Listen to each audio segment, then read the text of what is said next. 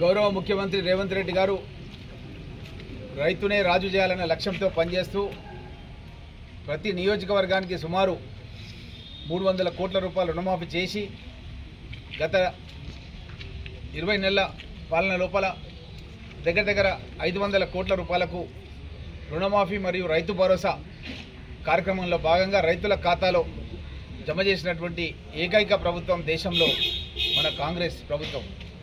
ఇదే కాకుండా రైతన్నలు బాగుండాలని, రైతన్నలకు గతంలో రాజశేఖర రెడ్డి గారు ఉచిత కరెంట్ ఇస్తే వాళ్ళ కుటుంబాలకు కూడా ఈరోజు రేవంత్ రెడ్డి గారు 800 రూపాయల వరకు 200 యూనిట్ల వరకు ఉచిత కరెంట్ ఇవ్వడం, వాళ్ళ కుటుంబాలకు కూడా రైతులకు కూడా సన్న బియ్యం ఇవ్వాలి, సోనా మసూరి ఇవ్వాలనే ఉద్దేశంతోన ఒక 6 కుటుంబ సభ్యులు ఉంటే ఒకరికి 6 కిలోల చొప్పున 36 కిలోలు అంటే మనం నిజంగా కొంటే అదే 2000 రూపాయలు అవుతాయి.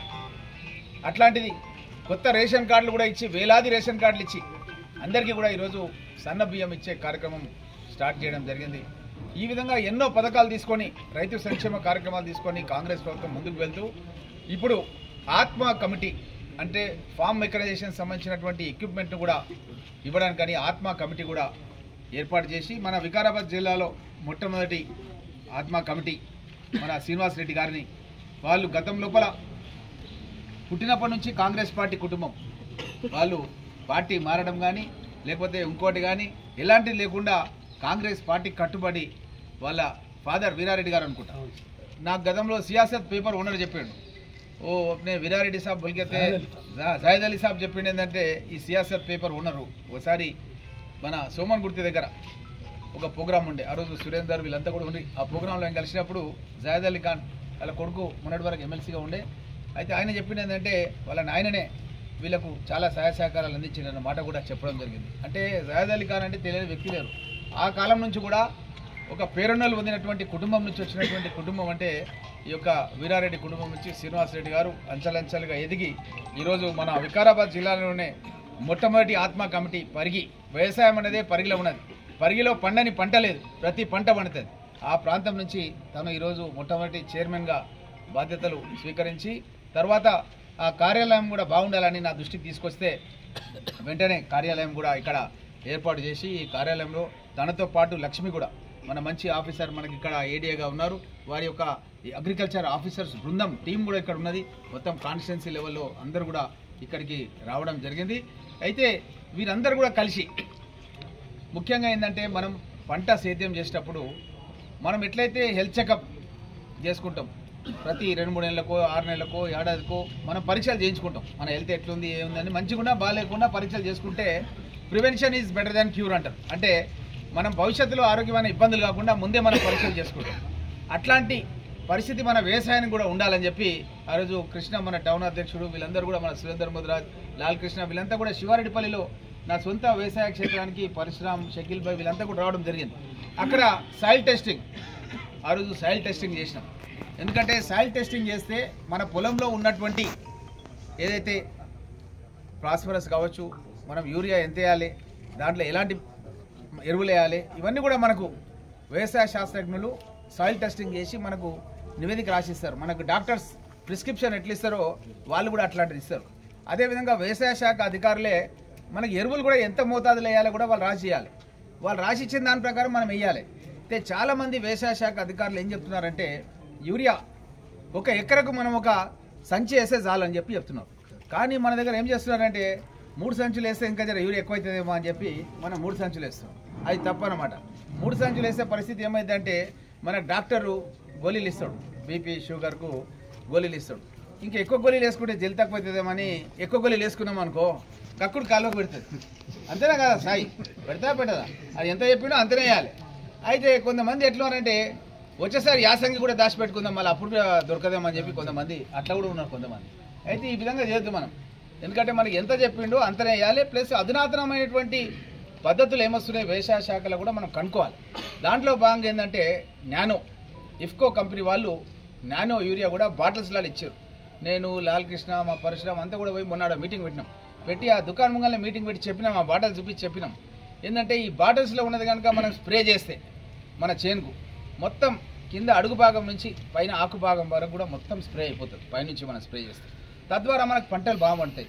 చిన్న బాటిల్లో ఉన్నటువంటి దాన్ని మనం లిక్విడ్లో కలిపి మనం కనుక డ్రోన్ కెమెరా పెట్టి స్ప్రే చేస్తామంటే దూరంలో పడి మన చేనులకు కానీ మన ముఖంలకు కానీ కళ్ళకు కానీ చెవులకు కానీ ఇలాంటి విష పదార్థాలు కూడా మనకు తగలకుంటేనే దూరం నుంచి ఆపరేట్ చేయొచ్చు. కొంతమంది ఈ యొక్క రసాయనిక కెమికల్స్ స్ప్రే చేయగానే వాళ్ళు ఒక రోజు ఇంటికాడ అనుకుంటున్నారు, ఏమైందంటే మందంతా పడ్డది ముఖం మీద అంటున్నారు. చూస్తున్నాం మన ఊర్లలో. అసలు జరగదంటే మన మహిళా సంఘాలకు కూడా మనం ఒక 10 లక్షలు 8 లక్షలు ఉంటుంది, ఇది వాళ్ళకి ఇచ్చి రైతులకు కూడా సేవ చేయడానికనే అవకాశం కల్పించినాం దోమ మండలి. అట్లా చాలా జాగాల్లో కల్పిస్తున్నాం. కొంతమంది నిరుద్యోగ యువకులు కూడా కొనుక్కున్నారు, ఇటువంటిది కొనుక్కొని మన కిరాయికి ఇస్తున్నారు, గంటకింత అని ఇస్తున్నాం. కాబట్టి ఈ విధంగా నానో యూరియాకి సంబంధించింది కూడా మనం కొనుక్కొని మనం కనుక స్ప్రే చేస్తే అది స్టాక్ ఉంది, దీనికంటే మనకు బాగా పనిచేస్తుంది. కానీ మనం ఏం చేస్తున్నామంటే మూస పద్ధతిలా మా తాత చెక్ చేయలేదు భూమి, మా నాయన చెక్ చేయలేదు, నేను కూడా చెక్ చేయి అట్లనే చేస్తా అంట. అట్లా చేస్తే నడుస్తుందా? ఇప్పుడు రేపు రాబోటిక్ సర్జరీ అని వచ్చేది.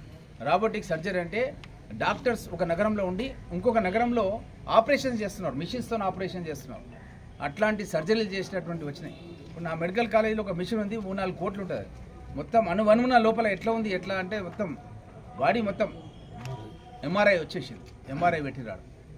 అట్లాంటిది ఇప్పుడు మన జిల్లాలో కూడా ఒకటి లేదు ఎంఆర్ఐ. అటువంటి ఎంఆర్ఐ ఆడ ఉన్నది, మనం ఫ్రీగా ఇస్తున్నాం. ఎవరికైనా టెస్టులు కావాలంటే మనకు కావాలంటే మీరు అక్కడ అడ్మిట్ అయ్యి అన్నీ చేసుకోవచ్చు. పరీక్షలు మొత్తం టోటల్ నెత్తి నుంచి స్టార్ట్ చేస్తే కాళ్ళ వరకు ఎట్లా ఉందో అట్లా డిట్టో. వెనకటికి మన ఊళ్ళో సాంచా అంటారుగా, సాంచా కొట్టినట్టు వస్తాయన్నమాట, అట్లా ఆ టైప్లో వస్తాయన్నమాట. కాబట్టి ఆ విధంగా మనం ఏం చేయాలంటే అప్పుడప్పుడు పరీక్షలు చేయించుకొని prevention is better than cure అంటారు. కాబట్టి ఆ విధంగా చేయాలి. అట్లనే నేను ఒకసారి చక్రపాణి అని అతను చీఫ్ ఇంజనీర్గా ఉండే రిటైర్డ్ అయ్యాడు. ఆయన ఒకసారి నేను గండేడ్ మండల 3 హెలికాప్టర్లలో ఇరిగేషన్ అధికారులను తీసుకొచ్చి మన ప్రాంతంలో సాగునీటి ప్రాజెక్టు కట్టాలని చెప్పి తీసుకొస్తే ఆయన నాకు సూచన చేశాడు. ఏం చేసినంటే మన చేనులో పడ్డ ప్రతి చినుకు మన చేనులోనే ఇంకాలే. ఆ విధంగా చేయాలంటే మనం ఏం చేయాలంటే మన యొక్క జేసీబీలు తీసుకొని, మన ఊళ్ళలో మస్తు జేసీబీలు అయినాయి, మనం ఎటు సైడ్ అయితే ఉతారు ఉంటుందో ఆ ఉతారు నదికి మనం కనుక కాలువల్లాగా తీస్తే ఆ నీళ్ళన్నీ కూడా ఆ కాలువలకు పోయి తద్వారా భూమి లోపలికి పోయి మన భూమి లోపలికే పోయి మన దగ్గర ఉన్నటువంటి వెనకటికి మన తాతలు తండ్రులు కొట్టినటువంటి బాయిలకు కానీ బోర్లకు కానీ నీళ్లు బాగా ఇంకి మన గ్రౌండ్ వాటర్ ఇంప్రూవ్ అవుతుంది. ఆ విధంగా ఆయన చేసిండు. ఆయన చీఫ్ ఇంజనీర్ నార్కట్పల్లి దగ్గర నల్గొండ జిల్లాలో చేసిండు. చేస్తే ఎండిపోయిన బాయి నీళ్ళు వచ్చేస్తాయి. ఇది వాస్తవం, ఇది టెక్నాలజీ జరుగుతుంది. అయితే మనం ఏంటంటే అటువంటి పని చేయమని మీరు ఏమైనా చేయండి సార్, మా ఊళ్ళో బోర్ అయిపోయిందండి, అది ఏమైనా చేయట్లేదు అనుకో మళ్ళీ అయిపోయింది. కానీ ఇట్లాంటిది మనం చేద్దామని ఐడియా లేదు. అందుగురించి నా దగ్గరికి మొన్న కానీ టెంకాయ కొట్టాలా సార్ జేసీబీ అంటే నేను చెప్పిన, నీ చేనులో నువ్వు ఫస్ట్ ఈ పని చేయి అని చెప్పిన, తర్వాత టెంకాయ కొట్టా అని చెప్పి రంగారెడ్డిపల్లిలో మన రవీందర్ రెడ్డి అన్నాడు, వాళ్ళ అమ్మ సర్పంచ్ ఉంటాడు, ఆయన చేస్తున్నాడు. అట్లా మనం కూడా ఏంటంటే జేసీబీలు పెట్టి అవి పెట్టి ఎక్కడికి ఉతారు ఉంటుందో అక్కడ భూమి ఖరాబ్ కాకుండానే కొంత మనం బొక్కెన వేసి తీస్తామంటే నీళ్ళన్నీ దాంట్లోకి పోతే ఆటోమేటిక్గా మనకి ఛార్జింగ్ అవుతుంది. అదేవిధంగా ఎస్పీఐ రెడ్డి అని నంద్యాల ఎంపీ ఉండే, నేను అప్పుడు కొత్తగా ఏం చేసిన అంటే ఎవరికైతే బోర్లు లేవో, ఊళ్ళల్లో నీళ్ళ ప్రాబ్లం ఉందో, పేదవాళ్ళకు వ్యవసాయానికి బోర్లు లేవో, కొత్తగా బోర్ బండి తెచ్చి అన్నీ ఫ్రీగా వేసుకొని షురూ చేసినాం. ఫ్రీ చేసుకుంటే మా పరిశ్రమ కూడా సైతపల్లి తీసుకుపోయి 8 బోర్లు వేసినప్పుడు 8 బోర్లు వేయించుకున్నాడు. ఇక మళ్ళీ దొరకవు ఛాన్స్ అని వరుస కొట్టినాకో ఇక పోయినప్పుడల్లా చూపిస్తాడు సార్ ఇవి వేయించినాం అని చూపిస్తాడు అన్నమాట. ఇక ఆ విధంగా అప్పుడు నేను బోర్లు వేసిన, సొంతం గవర్నమెంట్ కాదమ్మా, నా సొంతం ఫ్రీగా నా టీఆర్ఆర్ ట్రస్ట్కి వెళ్ళి ఫ్రీగా చాలా ఊళ్ళలో బోర్లు వేసిన, రైతులకు వేసిన, చాలా మందికి వేసిన. అయితే ఆయన దగ్గర నేను పైపులు కొంటుంటే నంది పైప్స్ కంపెనీకి వెళ్ళి కొంటే రేట్ తక్కువ ఉంటుంది అని ఆయనకు ఫోన్ చేసి మాట్లాడితే ఆయన సలహా ఇచ్చాడు, సార్ మాది కూడా కరువు ప్రాంతం, అయితే మీ దగ్గర నాకు తెలిసింది ఏంటంటే తెలంగాణలో అది 2-3 ఇంచుల కంటే ఎక్కువ ఉంటేనే మీరు బోర్లు వాడతారంట, లేకపోతే అది మూతేసేస్తారంట, అట్లా లేకుండ్రి, ఎందుకంటే మా దగ్గర కరువు ప్రాంతం కాబట్టి మేము 1.5 ఉన్నా 1 ఉన్నా 2 ఉన్నా ఈ అన్నింటినీ కూడా ఏం చేస్తున్నామంటే పైపులు వేసి కలిపి ఒక హైట్ మీద, ఇది గుట్ట అనుకోండి మన చేనులో, అది చేను అనుకోండి, ఇది ఏం చేస్తున్నారు వాటర్ ట్యాంక్ కడుతున్నారు సిమెంట్తోన వాటర్ ట్యాంక్ కట్టేసి ఆ చిన్న మోటార్లు పెట్టి చిన్నవి పెట్టి ఆ నీళ్ళని తీసుకొచ్చి దాని మీద నింపుతున్నారు. నింపి ఇక వాల్ విప్పితే చాలు నీళ్ళు చేనులోకి వెళ్ళిపోతాయి. ఇవన్నీ నింపి పెట్టుకుంటున్నారు, ఎప్పుడు అవసరం ఉన్నాయో అప్పుడు వాడుకుంటున్నారు అనమాట. మనం ఇవి చేయం, దీనికి ఏం పెద్ద ఖర్చు కాదు. కానీ మనం ఇక దావత్లకు వీటికైతే ఎంత అంత ఖర్చు పెడతాం మనం. కానీ ఇది చిన్న పని, సిమెంట్తో మనం సౌజ్ కట్టించుకోవడం పెద్ద ఇష్యూ కాదు, కట్టించుకోవచ్చు మనం. అట్లా ఈ విధంగా చేయాలి. చెక్ డ్యామ్లు కూడా మనం ఇప్పుడు ఉపాధి హామీ కింద చాలా చెక్ డ్యామ్ పని నడుస్తున్నాయి. చాలా ప్రాంతాల గ్రామాల ఉపాధి హామీ అంతా నడుస్తుంది, మనమే తీసుకొచ్చినాం. మన్మోహన్ సింగ్ గారు ఆలూరుకి వచ్చి ఉపాధి హామీ స్టార్ట్ చేసాడు. కాబట్టి ఉపాధి హామీ కింద కూడా చెక్ డ్యామ్ కట్టాలి, ఇరిగేషన్ కింద కూడా చెక్ డ్యామ్ కట్టాలి. ఈ విధంగా మనం కనుక తక్కువ ఖర్చుతోన మన నీళ్ళని మన భూమిలో మనం వాడుకుంటట్టుగా చేస్తే మనకు ఇంకా యాసంగి పంటలు కూడా బాగా పండుతాయి. ఈసారి మనకున్న గణాంకాల ప్రకారం పెద్ద ఎత్తున మన తెలంగాణ రాష్ట్రంలో దేశంలో ఎక్కడ లేని పంట వరి పంట వండిపోతుంది. ఇప్పుడు మనం ఏదైతే చేసినామో వరి పంట ఈసారి దేశంలో ఎక్కడ లేని విధంగా మన రాష్ట్రంలో తెలంగాణ రాష్ట్రంలో పండబోతుంది. ఇప్పుడు వచ్చిన వర్షాల మూలంగా నెక్స్ట్ యాసంగి కూడా పెద్ద ఎత్తున మనకు వరి పంట వండబోతుంది. చరిత్ర సృష్టించబోతుంది, మన దేశంలో చరిత్ర సృష్టించబోతుంది. మరి సృష్టించబోయే భాగంలో గతంలో కేసీఆర్ ఏం చేసినంటే వరి పంట వేస్తే ఉరేసుకొని చావాలని చెప్పాడు. చెప్తే నేను ఏం చేసిన, రేవంత్ రెడ్డి గారు దొరికొచ్చి మన పరిగిలనే ఇక స్టేడియంలో మీటింగ్ పెట్టి వరి పంటనే వేయండి, మీరు ఎట్లా కేసీఆర్ కొనడో చూస్తా, మనం ట్రాక్టర్లో తీసుకుపోయి కేసీఆర్ ఫామ్ హౌస్ దగ్గర వేసి వస్తాం, ఆయన వరి పంట పెట్టుకొని సీడ్స్ కంపెనీ వాళ్ళు ఉంటారు కదా, న్యూజివీడ్ సీడ్స్, కావేరీ సీడ్స్, ఇట్లా చాలా ఉంటాయి, వాళ్ళకి అమ్ముతున్నాడు ఆయన ఇత్తనాలు తయారు చేసి ఎక్కువ ధర, మననేమో వేయద్దు అంటున్నాడు. అది డ్రోన్ కెమెరా పెట్టి అప్పుడు మన పీసీసీ అధ్యక్షుడు ఉన్న రేవంత్ రెడ్డి గారు ఆయన మనుషులను పంపించి డ్రోన్ కెమెరాతో మొత్తం తీపిచ్చాడు, మొత్తం వర్చేను ఉంది ఆయన దగ్గర, మననేమో వేయద్దు అని చెప్తున్నాడు, ఆయనేమో లాభాల కంపెనీలకు అమ్ముకున్నాడు సీడ్స్. అప్పుడు భయపడి మళ్ళీ కొన్నాడు మన దగ్గర, లేకపోతే కొనొద్దు అనుకున్నాడు మన దగ్గర, ఆయన పంటనే కొనొద్దు అనుకున్నాడు.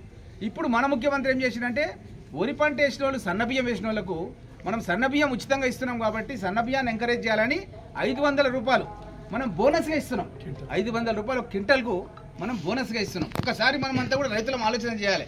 ఆ ముఖ్యమంత్రి కేసీఆర్ ఏం చెప్పిండు, మన ముఖ్యమంత్రి రేవంత్ రెడ్డి ఏం చెప్తున్నాడు, ఆయనేమో వరి పంట వేయొద్దని చెప్పిండు, మన ముఖ్యమంత్రి వరి పంట వేయమని చెప్పిండు. అధికారంలోకి వచ్చిన తర్వాత 500 రూపాయలు క్వింటాల్కు మనకు అదనంగా ఇస్తున్నాడు. ఒక్కొక్క రైతు మాకు చెప్తున్నాడు, మాకు 20,000 అదనంగా వచ్చినాయి, మాకు 50,000 అదనంగా వచ్చినాయి, ఎక్స్ట్రా ఇది మనకు రావాల్సిన దానికంటే ఎక్కువ వచ్చినాయి. 8 లక్షల కోట్ల రూపాయల అప్పుతో మనకు తెలంగాణ రాష్ట్రాన్ని కేసీఆర్ ఇస్తే 1,60,000 కోట్ల రూపాయల అప్పుతో మళ్ళీ తీసుకొచ్చి అప్పులు తీసుకొచ్చి దాన్ని మిత్తి కట్టడం, కిస్తులు కట్టడం మన ముఖ్యమంత్రి చేస్తూ వాళ్ళు టోల్ ప్లాజాలు అమ్ముకున్నారు. భవిష్యత్తు లోపల 30-40 ఏళ్ళకి రావాల్సినటువంటి టోల్ గేట్ బిల్లులు ముందే వాళ్ళు కాంట్రాక్టర్లకు అమ్ముకుంటే మన ముఖ్యమంత్రి ఎల్ఎన్టీ కంపెనీ ప్రైవేట్ వాళ్ళకి ఇస్తే ఆ ఎల్ఎన్టీ కంపెనీకి మళ్ళీ 2,000 కోట్లు పెట్టి మళ్ళీ కొనుక్కున్నాడు. అంటే ప్రభుత్వ పరం చేస్తున్నాడు. తెలంగాణ ఎల్ఎన్టీ, ఇప్పుడు అది Telangana metro train, not L N T metro train. ఇప్పుడు అప్పుడు భాగస్వామ్యం ఉండే, ఇప్పుడు మొత్తం మనదే.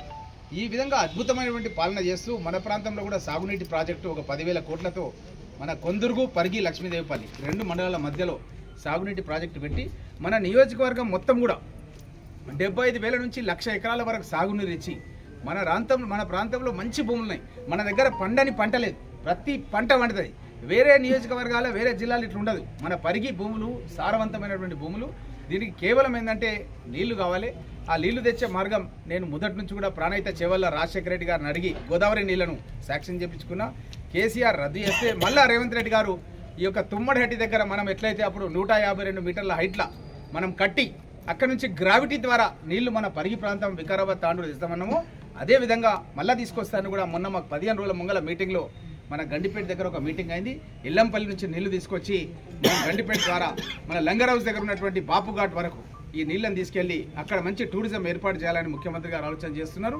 తద్వారా మన వికారాబాద్ తాండూరు పరిగి కూడా ఈ యొక్క గోదావరి నీళ్లను తీసుకొస్తాం, ప్రాణహిత చేవెళ్ళని తీసుకొస్తామని ముఖ్యమంత్రి గారు చెప్పారు.